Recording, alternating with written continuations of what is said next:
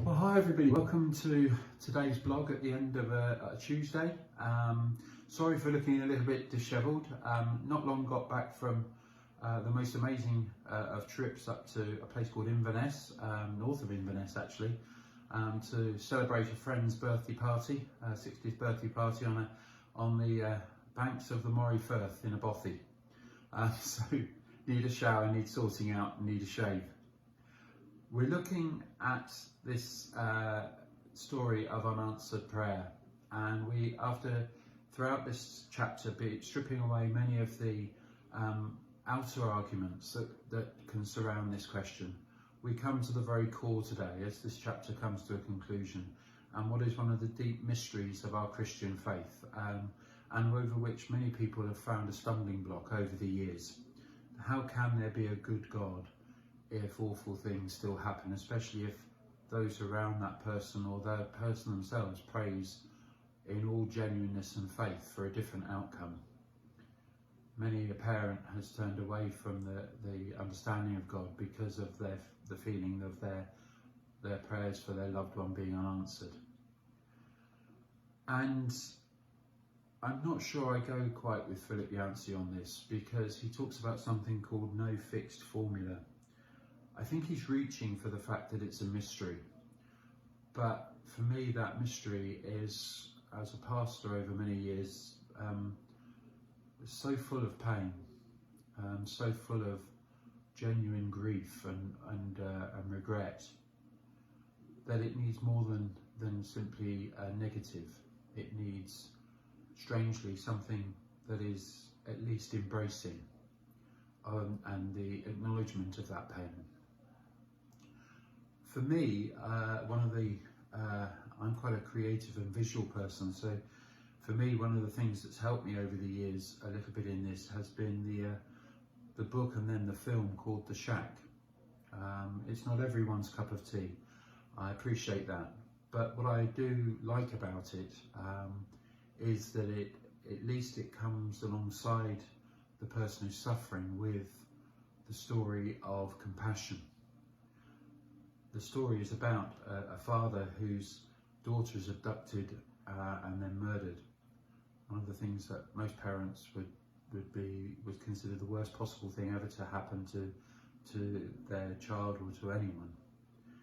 And this person, the father, is in the depths of grief and despair, understandably so, and gets a letter in the fictitious book called The Shack from God to meet at the shack, and there they have an encounter which helps the father to both understand his past, that he too had a very difficult life, to understand the life of the person who carried out these atrocities, not because that person needed understanding, but at least to understand that these things are never simple. There were things that led to that person's way of living, and acting. And then also to find the body of his daughter who had died, and be able to give her a burial with dignity. And what, as I say, I like about this particular work, even though it has been heavily criticised by others, is the compassion of God alongside the unknowing and the feelings of being let down and the unanswered prayer. And for me, the other image that goes with all this is the story of a friend of mine who used to be my boss many years ago in the healing ministry. He was chaplain of the RUH hospital in Bath at the time, went on later to be chaplain at the Addenbrooke's Hospital in Oxford. And Paul was quite a remarkable gentleman, still is, I hope, in that he was both able to deal with the big and the intellectual, but also to come alongside the person at the bedside. And I remember him talking to me one day about a particular patient he was visiting who'd had a horrendous motorbike crash, and really the person who had the crash didn't, although the doctors and nurses had done amazing work in helping him to survive, he in himself hadn't really wanted to survive, once he knew all the injuries that he had and the likely outlook on his life, what it was likely to be. And this person was in the depths of his own grief of his life as he knew it coming to an end, and also of the life that was before him. Well, how could there be a God who loved him if that was what it looked like? And I remember Paul saying he didn't give this gentleman a cross which was one of those holding crosses, which was smooth and can be even made of olive wood from Bethlehem, as I've been able to get from time to time. No, that wasn't going to be enough. Paul went home to his workshop and made a very splintered cross out of rough wood, and even put nails in it and made it even more rough, so that when the gentleman held it, it hurt his hand. And strangely, this gave the gentleman's pain authenticity. It recognised that it wasn't nice, it wasn't easy, it wasn't going to fit easily into the hand. And yet here was still a God who was willing to go there for him. And for that gentleman, and it was like their two stories came together, the story of Jesus on the cross and the story of what that gentleman had been through.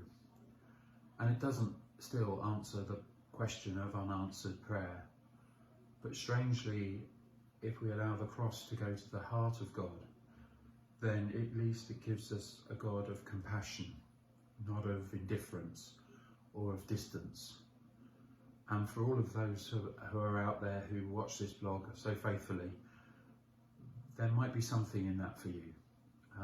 In my life there has been that although my prayers may or may not be answered in a sort of formulaic way, there is a God of deep compassion, because he knows the cross at the very heart of who he is. And it doesn't make it all better, but it does give us a God who cares. And although this is then a very heavy blog in that sense, sometimes we've got to be heavy, I think, because we've got to go there for those who struggle. Not be passed over with glib answers, but actually with a willingness to say, I don't know, but ultimately to try to look into the darkness and find there deep in the depths of our own struggle a cross. And that cross means something, certainly to me, and I hope to you. For such is the reason Jesus came. So we come to the end of this chapter. We're going to then look next at lighten the load a little bit as we journey on. But thank you ever so much for listening at the end of this day. Good night. God bless. Bye for now.